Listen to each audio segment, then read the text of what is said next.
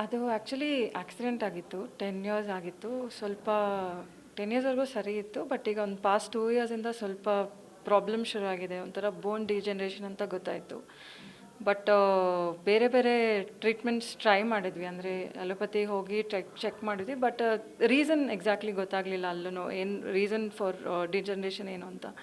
So ಆವಾಗ treatment ಏನೂ ಇಲ್ಲ ಅಂತ ಗೊತ್ತಾಯ್ತು. ಅಲ್ಲಿ ಜಸ್ಟ್ ಹಾಗೆ ಬಿಡಿ ಅಂತ ಹೇಳಿದರು. ಸೊ ಇಲ್ಲಿಗೆ ಆ್ಯಕ್ಚುಲಿ ಇದು ಸಜೆಸ್ಟ್ ಮಾಡಿದ್ದು ನಮ್ಮ ತಾಯಿಯವರು. ಅವರು ಈ ಗ್ರೂಪಲ್ಲಿ ಇದ್ದರು ಅಂತೇಳಿ ಇಲ್ಲಿ ಈ ಥರ ಒಂದು ಕೊಡ್ತಾರೆ ಸಜೆಷನ್ ಅಂತ. ಐ ಮೀನ್ ಲೈಕ್ ಮೆಡಿಕೇಷನ್ ಈ ಥರನೂ ಒಂದು ಇದೆ ಅಂತ ಹೇಳಿ, ಆಲ್ಟರ್ನೇಟ್ ಅಂತ ಹೇಳಿ ಬಂದ್ವಿ. ಸೊ ಈಗ ನಾನು ಬಂದು ಇದು ಇವತ್ತಿಗೆ ಸೆಕೆಂಡ್ ಸೆಷನ್. ಬಟ್ ನನಗೆ ಏನಂದರೆ ಫಸ್ಟ್ ಸೆಷನಲ್ಲಿ ನನ್ನ ಕಾಲು ಆ್ಯಕ್ಚುಲಿ ಸ್ವಲ್ಪ ಡಾರ್ಕ್ನೆಸ್ ಇತ್ತು, ಸ್ಕಿನ್ನಲ್ಲಿ ತುಂಬ ಡಾರ್ಕ್ನೆಸ್ ಇತ್ತು. ಅದು ಒಂದು ಸೆಷನಲ್ಲೇ ತುಂಬ ಕ್ಲಿಯರ್ ಆಗಿದೆ. ಅದೊಂದು. ಸೆಕೆಂಡ್ ಏನಂದರೆ ಟೋದು ಸ್ವಲ್ಪ ಮೂವ್ಮೆಂಟ್ ಕಮ್ಮಿ ಇತ್ತು. ಆಫ್ಟರ್ ಫಸ್ಟ್ ಸೆಷನ್ ನಂಗೆ ಅದು ಫೀಲ್ ಆಗ್ತಿದೆ, ಅದು ಆ್ಯಕ್ಚುಲಿ ಮೂವ್ ಮಾಡಬೇಕು ಅಂತ ಒಂದು ಫೀಲಿಂಗ್ ಬರ್ತಿದೆ. ಸೊ ಅದಕ್ಕೋಸ್ಕರ ಮತ್ತೆ ಬಂದು ತೊಗೊಳ್ತಾ ಇದ್ದೀನಿ. ಈಗ ಆ್ಯಕ್ಚುಲಿ ಸ್ವಲ್ಪ ಸೆಷನ್ಸ್ ಹೇಳಿದ್ದಾರೆ.